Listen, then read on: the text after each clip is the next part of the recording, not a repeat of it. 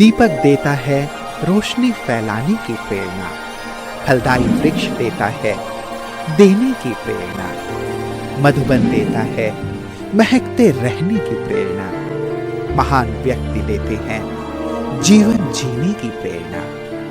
आओ प्रेरणा से दें हम सभी को प्रेरणा।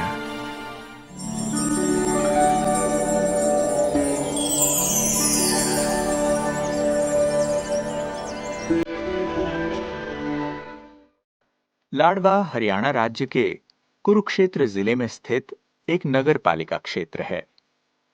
लाडवा ब्रह्मा कुमारी ईश्वरीय विश्वविद्यालय की मुख्य संचालिका हैं राजयोगिनी ज्योति दीदी जी। आपका जन्म 1970 में पंजाब राज्य के नवांशहर में हुआ। बचपन से आप धार्मिक किताबें पढ़ने में विशेष रुचि रखते थे। आप सरलता, मिलनसार, शांति, हर्षित मुक्ता आदि गुणों से भरपूर हैं। सन 1979 में आपको ईश्वरीय ज्ञान की प्राप्ति हुई और सन 1990 में आपने अव्यक्त बाप दादा से अलौकिक मिलन मनाया। बाबा एवं दादियों से विशेष प्रेरणा लेकर तुरंत ही आपने अपना जीवन ईश्वरीय सेवा में समर्पित किया। तब से नवांशहर, फिलौर, अमृतसर, कुरुक्षेत्र, पीपली आदि स्थानों में सेवाएं प्रदान कर सन 1991 से लाडवा में अपनी सेवाएं प्रदान कर रही हैं। जन जन को ईश्वरीय संदेश देते हुए आपने अनेक कार्यक्रम आयोजन किए।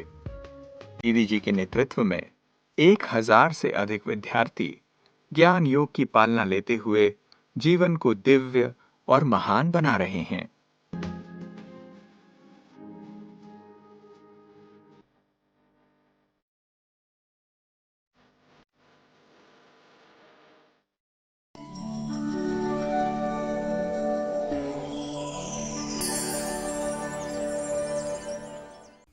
मेरा लौकिक जन्म पंजाब नवांशहर में हुआ और हमारे परिवार में सभी बहुत भक्ति भाव वाले थे। हमारे पिताजी बहुत ज़्यादा शिव की भक्ति करते थे और शिव की भक्ति करने के बावजूद जो हमारे माताजी थे उन्होंने भी बच्चों के अंदर भक्ति के संस्कार डाले। तो बचपन से हमारे पिताजी जो शिव मंदिर था हमारे गांव के अंदर, तो गांव से जैसे हम शहर में आए तो शहर से 5-6 किलोमीटर दूरी पे गांव का मंदिर था। तो हमारे पिताजी उस मंदिर के अंदर जाया करते थे शिव की पूजा के लिए। तो हम सभी बच्चे भी घर के अंदर इतनी शिव की भक्ति करते थे और शिव की भक्ति करने के बावजूद भी घर के अंदर धार्मिक पुस्तक भी पढ़ी जाती थी। तो जब तक हम कोई धार्मिक पुस्तक नहीं पढ़ते थे, हम बच्चों को घर के अंदर किसी को भी सुबह उठने के बाद चाय पानी नहीं मिलता था जब तक हम कोई धार्मिक किताब नहीं पढ़ते थे। तो धार्मिक किताब के अंदर भी जैसे शिव पुराण, गीता, शिव श्रीमद् भागवत पुराण हो गया, सुखमनी साहब हो गया, तो ये सारे हम जो धार्मिक मना साहित्य था वो हम पढ़ते थे। तो कई बार हमने पढ़ा, लेकिन इतनी सारी भक्ति भाव उस परिवार में होने के बावजूद कि मैं शुरू बचपन से ही बहुत ज़्यादा भक्ति भाव वाली थी। तो मुझे परिवार के अंदर छोटे जब मैं थी तो सभी मुझे प्यार से साध्वी बोलते थे कि ये तो साध्वी आ। बचपन से मेरा एक सपना था कि मैं ऐसा पवित्र जीवन जीऊँ, कुछ ऐसा अच्छा काम करूं, पर मेरे को ये नहीं मालूम था कि मुझे करना क्या है जीवन में। लेकिन जैसे परिवार में भक्ति चल रही थी तो मैं भी उसी अनुसार उनके साथ पूजा पाठ भक्ति जब तप सब करती रही, व्रत रखती रही। पर फिर भी इतना सब करने के बावजूद भी लेकिन भगवान से तो दूर रहे, परमात्मा की तो प्राप्ति जीवन में हुई नहीं।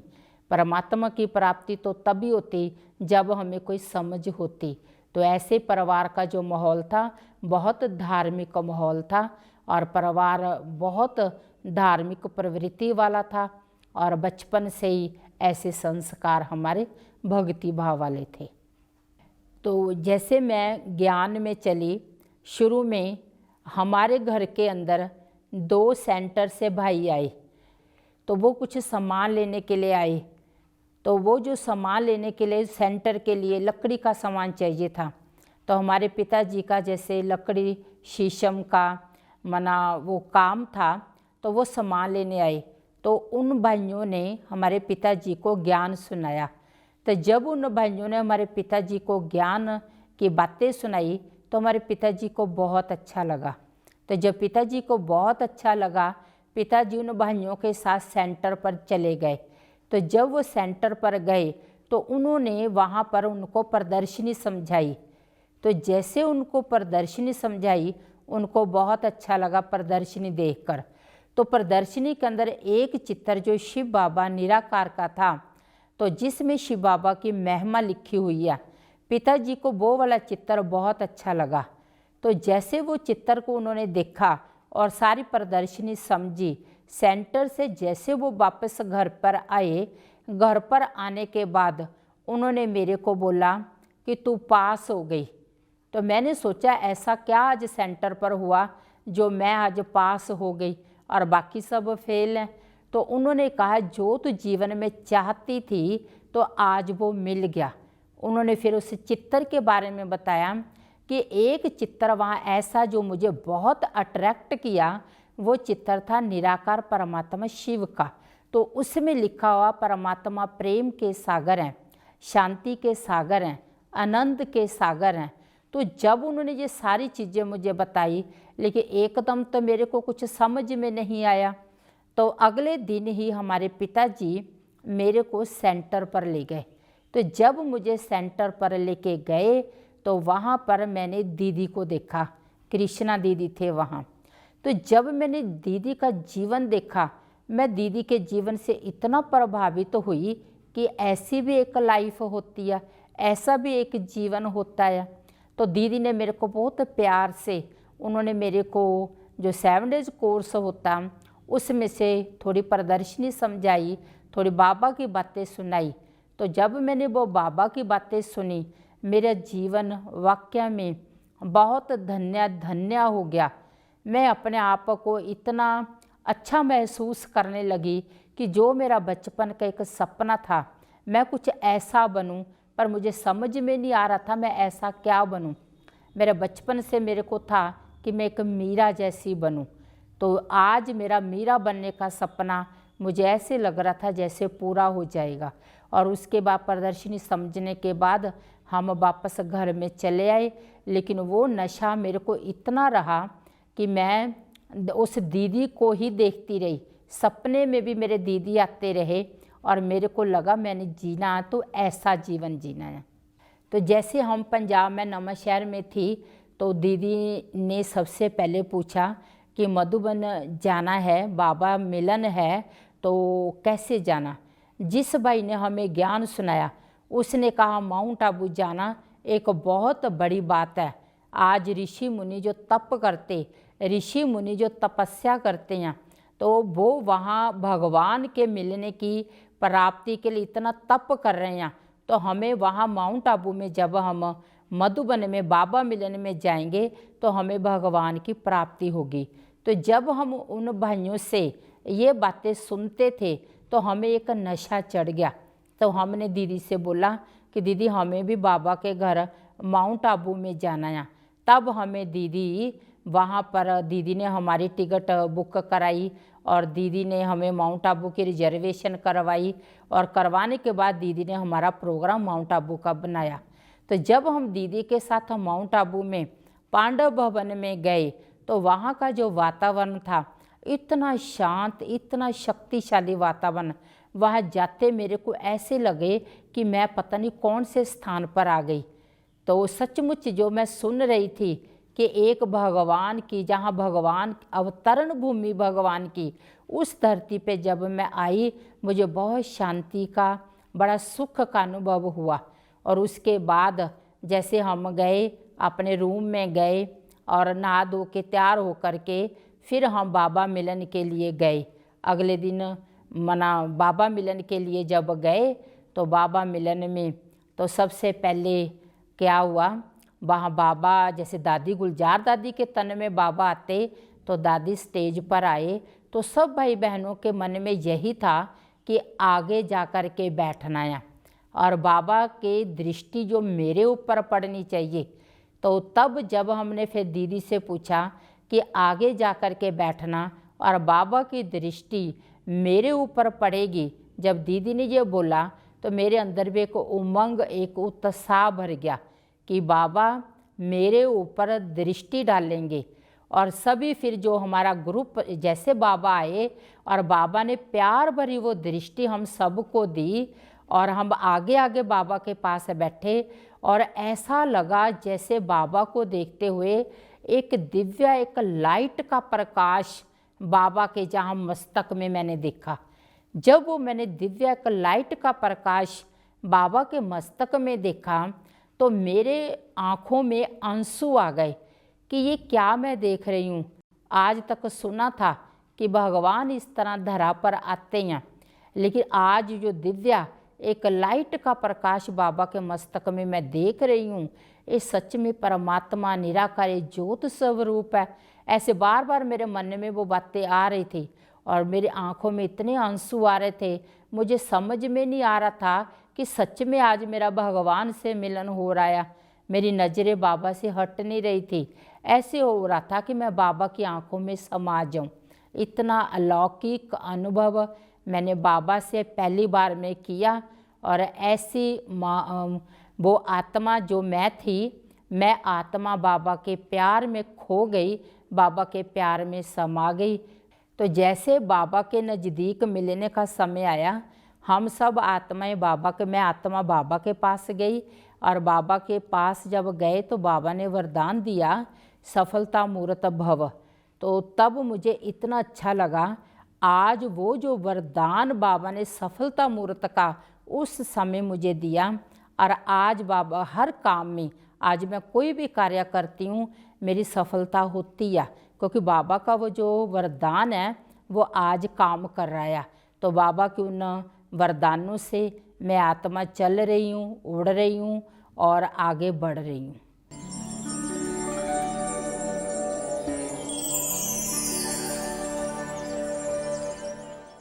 टीचर बनने की जो प्रेरणा थी तो वो मैंने अपनी दीदियों को देखा। तो जैसे मैंने दीदियों को देखा, मुझे बचपन से ही इस बात की बहुत लगन थी कि एक मैं जीवन ऐसा जीऊँ, क्योंकि दुनिया में जाने का मेरा कोई ख्याल नहीं था बचपन से ही। मेरे को था मैं कोई अलग से जीवन जीऊँ। दुनिया शादी तो सभी करते हैं, ये कोई बड़ी बात नहीं है, लेकिन जीवन ऐसा हो जो कुछ हट के हो, हर किसी जैसा जीवन ना हो। तो जैसे मैंने दीदियों को देखा, दीदियाँ इतने शुद्ध पवित्र जीवन उनका देखा, जीवन के अंदर पवित्रता देखी, उनके नियम मर्यादाएं देखी, सादगी देखी उनके जीवन में। और जैसे वाइट ड्रेस देखी, वाइट ड्रेस से भी मैं बहुत प्रभावित हुई। तो उससे दीदियों को देख के मेरे को जीवन में प्रेरणा मिली कि अगर जीवन जीना है तो मुझे यही जीवन जीना है और दुनिया वाला जीवन मुझे नहीं जीना है। तो जैसे हम दादियों के नज़दीक रहने का हमें मौका मिला और फिर उसके बाद दादी हमें हर बात बताते थे कि कैसे सेवा करनी है, कैसे क्या करना। और जैसे अमृतसर में मैं रहती थी, अमृतसर में राज दीदी भी थे, तो राज दीदी के पास भी हम काफ़ी समय में रही। तो वहाँ चंद्रमणि दादी का बहुत आना जाना होता था। तो चंद्रमणि दादी वहाँ रहते थे। तो रात को हम सारी बहनें, 30-35 बहनों का एक संगठन था जो हम इकट्ठे रहते थे। तो रात को हम सारी बहनें इकट्ठी होके चंद्रमणि दादी के पास बैठते थे। तो चंद्रमणि दादी हमें मम्मा बाबा के साथ के अनुभव सुनाते थे। तो खूब अनुभव सुना करके हमारी आत्मा को भरपूर करते थे और हमारे जीवन में शक्ति भरते थे और हमें सेवा में और कैसे आगे बढ़ना, कैसे ज्ञान योग और कराना, वो सारा चंद्रमणि दादी हमें करवाते थे। तो ऐसी महान आत्माओं के साथ हमारा बहुत अंग संग रहना हुआ। तो मैं आज अपने आप को बहुत भाग्यशाली समझती हूँ।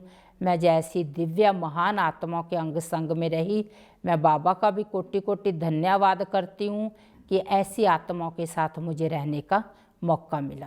लक्ष्मण भाई जी के साथ भी हम जैसे कुरुक्षेत्र में रहे तो लक्ष्मण भाई जी तो अचानक से हमें बताते थे कि एवर रेडी का पाठ हमेशा पक्का होना चाहिए। अचानक से हमें फ़ोन कर देते थे कि वहाँ फलानी सेवा पर जाना। अगर हम पूछते भी थे कि भाई जी कहाँ पर सेवा पे जाना, वो कहते एवर रेडी। आपको तो एवर रेडी रहना, बाबा ने एवर रेडी रहना सिखाया। और साथ में उनके जब हम कहीं भी जाते थे तो वो 5 मिनट अगर कहीं भाषण के लिए कहीं मिलते थे तो भाई जी कहते थे मेरे को तो ज़्यादा समय भाषण के लिए चाहिए, 5 मिनट 10 मिनट मैं नहीं बोलूँगा। तो वो हम बहनों को फिर मौका देते थे तो हम बहनें वहाँ भाषण करती थी और भाई जी को जब ज़्यादा समय मिलता था तो भाई जी फिर वहाँ करते थे। भाई जी को सेवा का भी बहुत उमंग उत्साह रहता था और लक्ष्मण भाई जी ने भी हमें बहुत कुछ जीवन में आगे बढ़ने के लिए सिखाया। तो लक्ष्मण भाई जी का भी, राज दीदी का, चंद्रमणि दीदी का भी हम दिल से उनका बहुत बहुत धन्यवाद करते हैं, जिन्होंने हमारे जीवन को सजाया, जीवन को आगे बढ़ाया। ऐसी दिव्य आत्माओं का कोटि कोटि धन्यवाद करते हैं।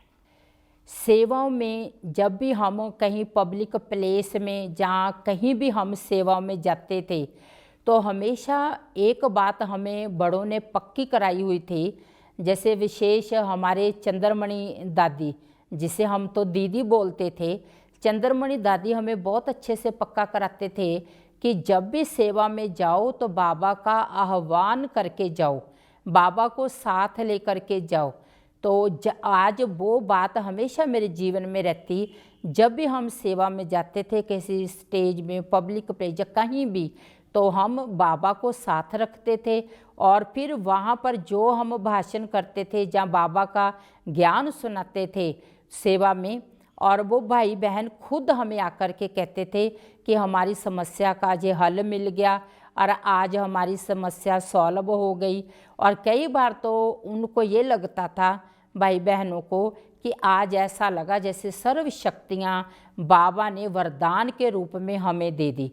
तो सेवा में एक बार क्या हुआ, जैसे लक्ष्मण भाई जी भी थे हमारे, लक्ष्मण भाई जी भी सेवा के बारे में बहुत बताते थे कि कैसे हमें गांव के अंदर सेवा करनी है, कैसे हमें स्टेज के ऊपर भाषण करना है।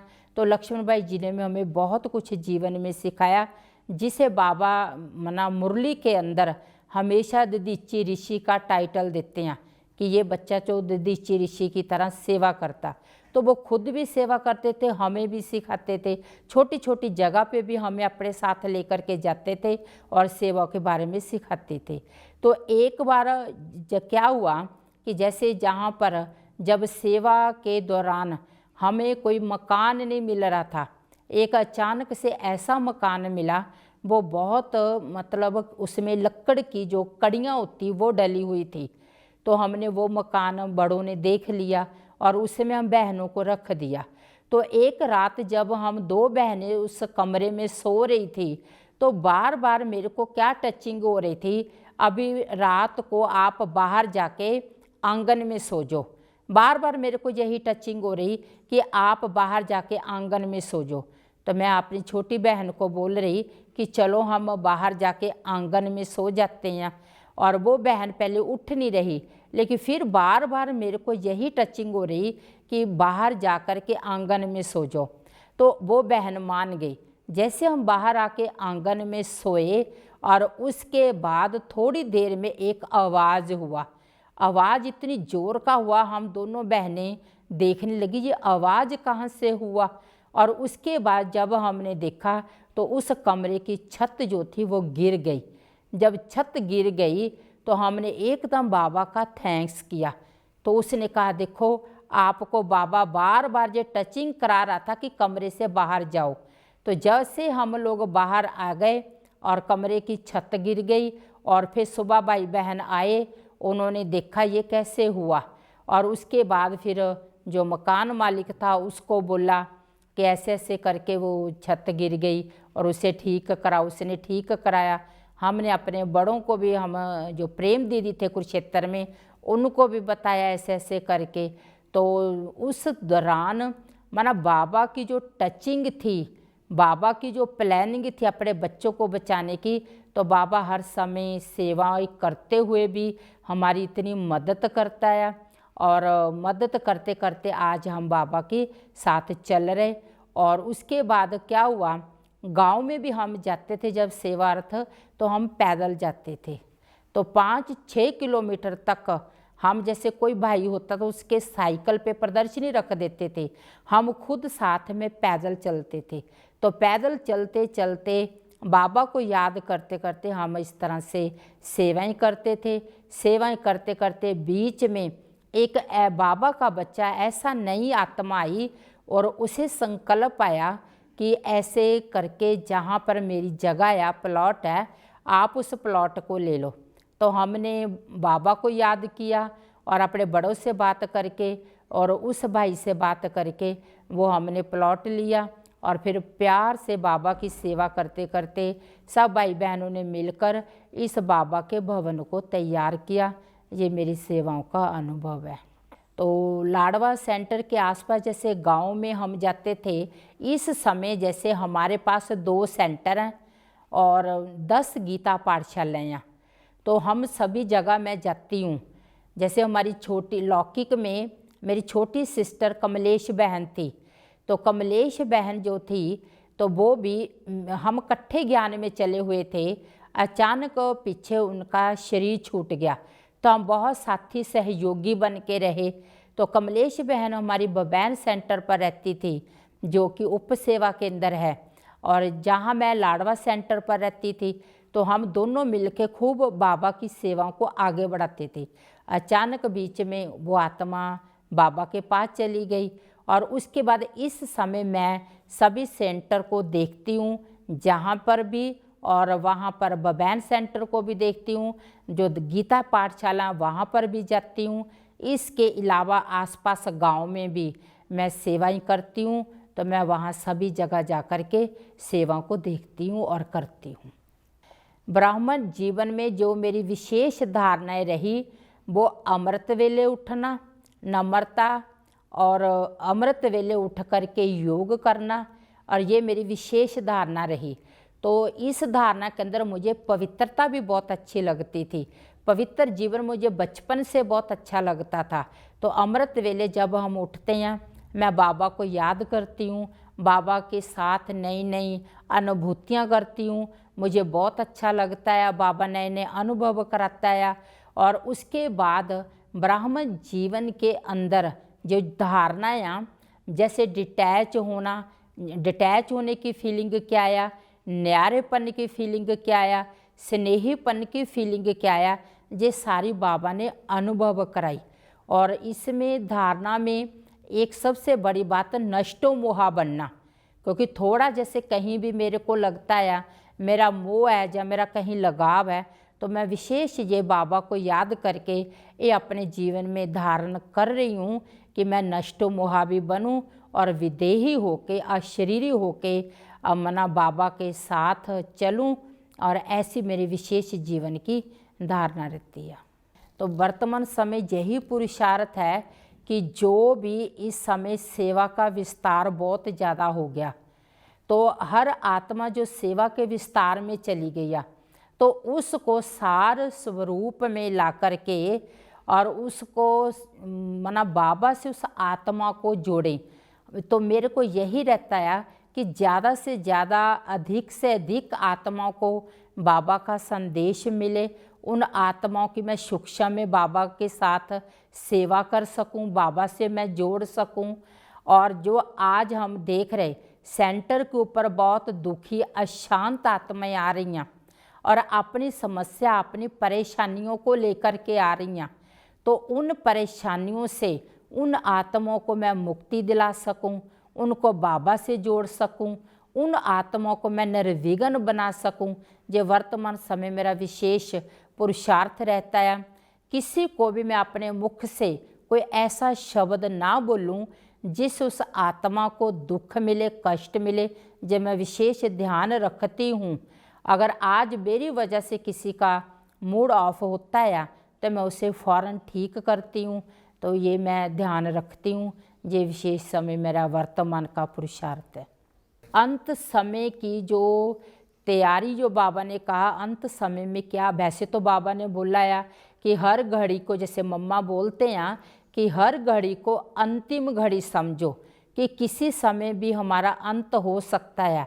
लेकिन इसमें भी विशेष फिर भी मैं एक बात का ध्यान रखती हूँ कि अपनी स्थिति को कैसे कर्मातीत स्थिति बनाना, कैसे अपने को और सब बातों से डिटैच करना, कैसे मैं अपने को अशरीरी होकर के, जब हम शरीर छोड़े अंत समय, अशरीरी होकर के बाबा के साथ में चलूं और नष्टो मोहा समृद्धि लब्धा, ये बात पक्का करते हुए हम अंत समय की तैयारी करते हुए बाबा के साथ, बाबा के साथी बनकर अपने घर जा सकें।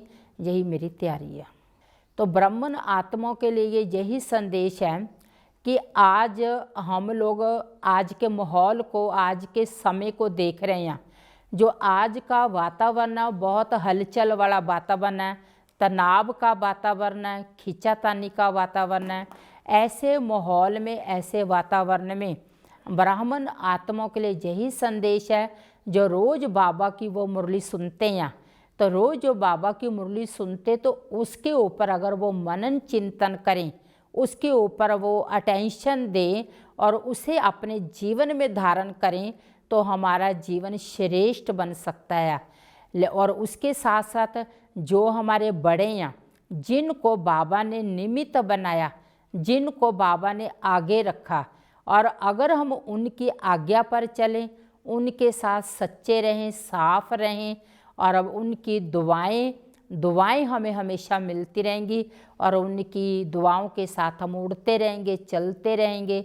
तो ब्राह्मणों के लिए विशेष कि आज व्यर्थ भी बहुत हो गया है, आज नेगेटिव बातों में भी बहुत जा रहे हैं। तो इन सब व्यर्थ के और नेगेटिव के बातों को छोड़ करके हम अपना बुद्धि योग बाबा में लगाएं, बाबा को याद करें, खूब पुरुषार्थ करें। यही हमारी शुभ भावना, शुभ कामना हर ब्राह्मण आत्मा के लिए है।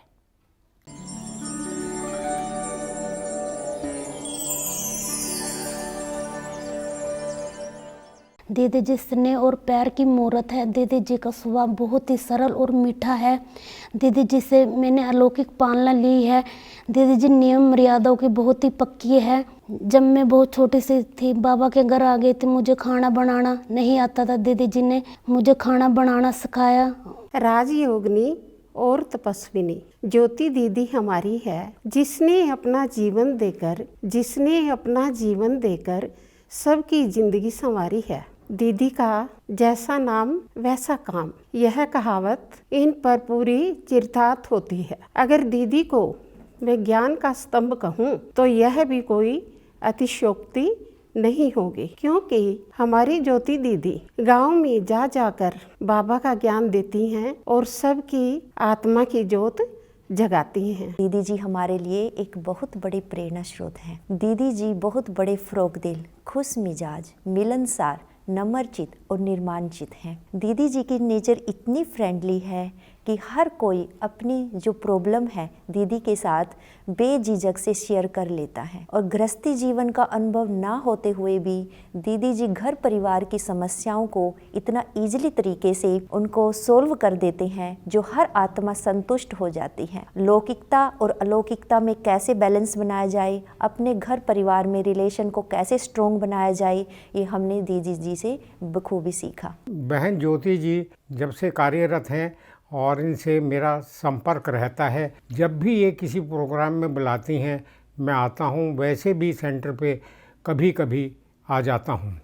मैंने राजयोग की क्रिया भी एक बार पूरी की थी और उससे मुझे काफ़ी लाभ भी था। मैं अपने काम को तनाव मुक्त होकर के कर सकता हूँ, ये मैं राजयोग के बाद ही समझ पाया हूँ। बीके ज्योति दीदी जी, जिन्होंने हमारी ज्ञान योग से पालना की, उन्होंने हमें एक अलौकिक माँ वाली पालना दी और वो एक हमारी फ्रेंड भी बन जाती थी। तो हमें उनके साथ सारे सभी संबंधों की, जैसे बाबा के साथ सभी संबंधों की अनुभूति होती है, ऐसे ही हमें दीदी जी ने भी हर संबंध से बहुत बहुत प्यार दिया, स्नेह की मूर्ति हैं वो। और उन्होंने हमें जीवन में हर परिस्थिति में कैसे चलना सिखाया। इनका जो जीवन इतना सादगीपूर्ण और पवित्रता वाला जो जीवन मेरे को इतना अच्छा लगता था, आकर्षित करता था कि मेरे को भी ऐसा जीवन बनाना है। और इस जीवन को ही मतलब इतना अपना सब कुछ अपना बना लिया। तो दीदी ने हमें बार बार इस चीज़ के बारे में सिखाया कि अपना कैसे हम तन मन को सफल करें, अपने जीवन में हम रहते हुए कैसे हम परिवार में रहते हुए अपना बैलेंस बना के और बाबा की सेवा भी हम करते रहें और परिवार में हम बैलेंस भी बनाएं। दीदी की महिमा का गान करना चाहूँ तो सूर्य को दिया दिखाने के समान है। हमारी दीदी इतनी प्यारी हैं, इतनी भोली हैं कि जिसकी बिल्कुल भी महिमा शब्दों द्वारा नहीं कर सकते। दीदी राजयोगिनी, जिस तरह उनके नाम के आगे ये शब्द लगता है, वो सत्य में एक राजयोगिनी है। दीदी की कई सारी बातें मुझे याद आती हैं। अलग अलग एज ग्रुप होता है तो उनके लिए दीदी अलग अलग टाइप की मोटिवेशन रखती हैं। जिनके चेहरे पर हर पल रहती रूहानी मस्ती है, वो ज्योति दीदी हमारी सबसे बड़ी हस्ती हैं। दीदी जी अति स्नेही, गुणमूर्त, ज्ञानमूर्त, तपस्वी मूर्त, अचल अडोल व निर्भयता की देवी हैं। दीदी जी का जीवन हम सब के लिए आदर्श मूर्त रहा है। दीदी जी के समझाने का तरीका इतना अच्छा व प्रभावशाली होता है कि मुरली में जब भी ये हमें सुनाते हैं, इनकी हर बात बुद्धि में सार्थक रूप से बैठ जाती है। मेरे को इतनी सेवा करने का मौका मिलता है यहाँ, और मेरे को बहन जी हर टाइम जैसे भी बहन जी याद करते हैं, मैं उसी टाइम बहन जी की सेवा में हाजिर हो जाता हूँ।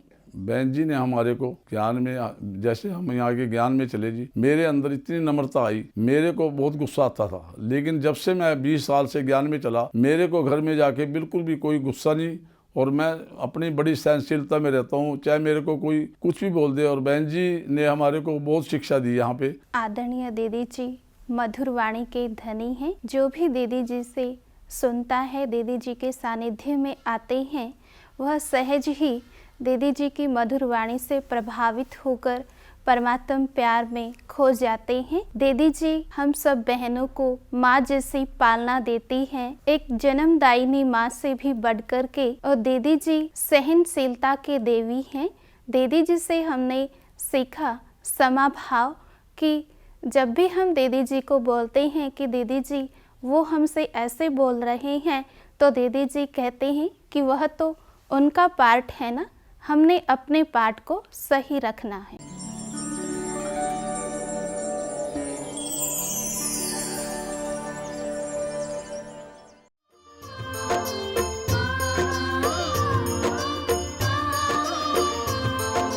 बाबा कहो जी एक बार, दिल से बाबा कहो जी हर बार।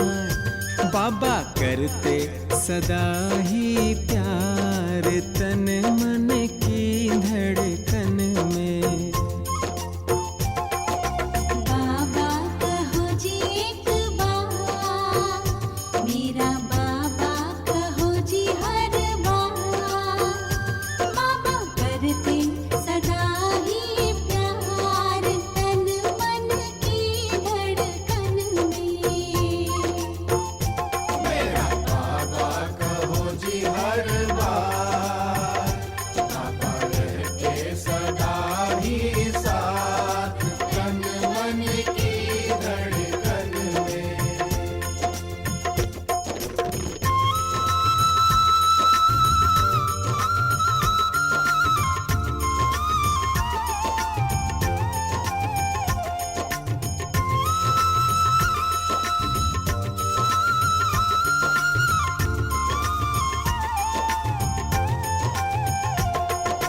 सोमवार को सोमनाथ जी सोम अमृत पिलावे, पिलावे जी पिलावे, पिलावे जी पिलावे। ओ मंगलवार को मंगलकारी भोले गीत गावे, भोले गीत गावे, हाँ जी भोले गीत गावे। बुधवार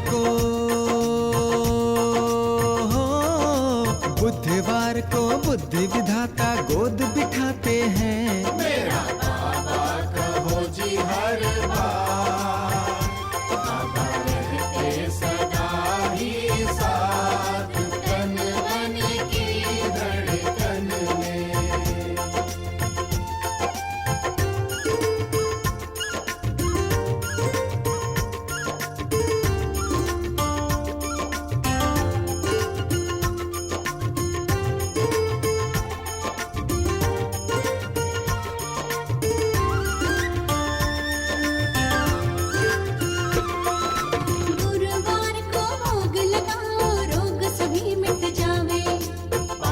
सभी मिट जावे, तेरे पाप सभी मिट जावे। शुक्रवार को शुक्र मना, माया दूर भगावे, माया दूर